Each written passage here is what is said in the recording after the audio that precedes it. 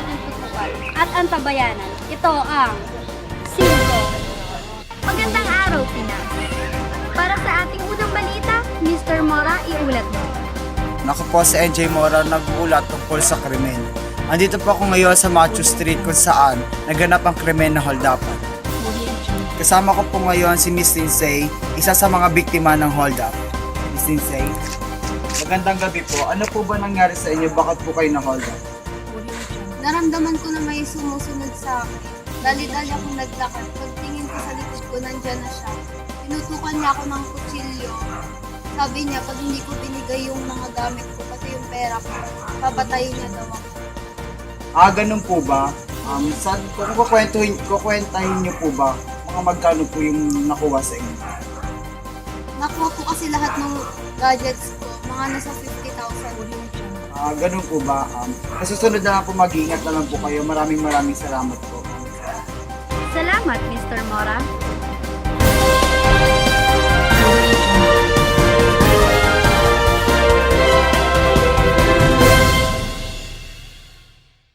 According to Albay Governor Joey Salceda, the Paddington Star insulted his staff from the Provincial Tourism and Cultural Affairs Office and his fellow Albayanos when he did not accept a shirt promoting the province and a coffee table book. Salceda also said that he will not be accepting an apology from the actor. Nagbayad ang Albay ng 350,000, pinawelcome ka namin sa buong barangay. Binibigyan ka pa namin ng mga souvenir, tinanggihan mo at hiniya ang mga ordinaryong PTCA of staff. Tapos, pinagmumukha mo pa kami, ang staff ko at ngayon pati ang ako sinungaling. Oh, come on. Pwede ka naman siguro magsimula sa thank you at hindi ganito, he wrote on Facebook. Lim for his part explained that he refused to wear the shirt because of issues with his clothing endorser. He added that he is willing to promote the shirts and the book. As part of his apology to both the governor and the whole of Albay, the incident prompted fans to defend Lim, with some criticizing Salceda for bringing his tirades to social media. Instead of talking to the actor first, many also posted images of Lim's performance in the province, pointing out that fans of the actor appear to have enjoyed his performance in Legazpi City's Chinoy Festival. End of quote. Our next year's projections are up by 20 points based on last year's figures. Ah! Is that my daughter? Hot seat? Magnesti! Chill! May unique blend of green and black tea. 20 calories lang. Can I have your daughter for the rest of my life? Say yes, cause I need to know. Magnesti touch tayong lahat. Marry that girl.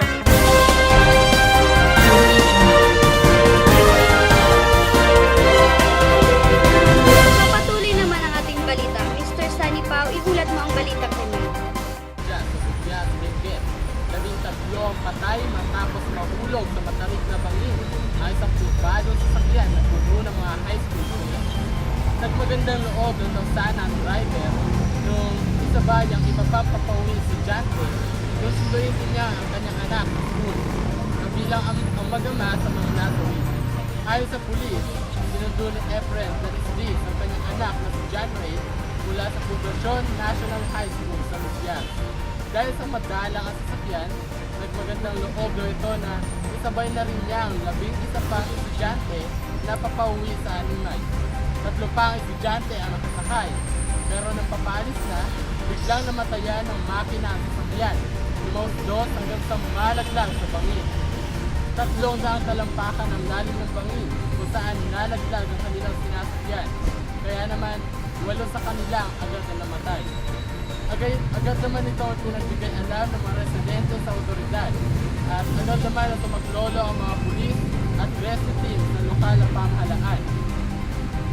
13 ang nasawi, kabilang dito ang driver at ang kanyang anak, 8 sa mga biktima, dead on the spot, at 3 ang sugatan.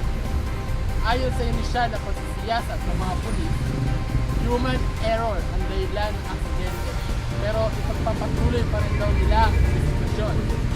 Nagpaabot na ng tulong ang lokal na pamahalaan ng Butyas sa pamilya ng mga Pilipino.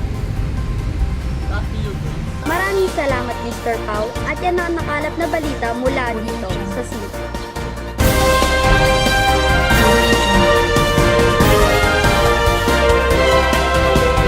Bigyan natin ng mainit na balita mula kay Miss Lucido.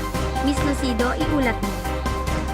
Ayon sa isang ulat, may 18 ari-arian ng kanyang mga magulang, ngunit tanging 10 lamang ang nakadeklara sa salin. Nilinaw ng mga kababatang Binay na nasasalian ng kanyang ama ang mga ari-arian sa Maribeles, Bulacan, habang ang 6 na lupa sa Laguna ay diniklara lamang bilang isang pagmamayari. Dagdag niya na 2 pang pag-aari sa Bataan ang pinag-isa at nasasalin ito ng kanyang ama. It was clustered together so there is still disclosure as the Bataan property is concerned. Paliwanag ng kongresista. Pinaliwanag din ng babaeng Binay kung bakit mababa ang halaga ng mga ari-arian sa salin ng kanyang ama. Anya, dapat ay accusation value ang ginamit sa pag-compute ng net worth at hindi fair market value. Sinabi pa niya na binibili ng mga ari-arian 20 taon na ang nakaraan, kaya naman dapat ay hindi na ito mukating pa. It has nothing to do with any Senate inquiry because we're talking about the transactions that are very recent. Salamat, Miss Lucido, sa mainit na balita.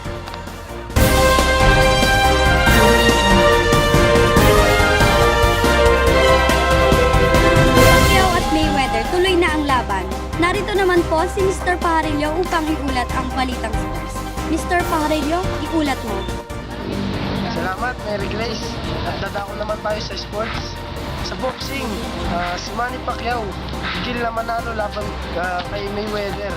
At nagkasundo silang dalawa na kung sino man ang aatras sa laban nila ay mag-aambag o magbumulta ng 5 milyon.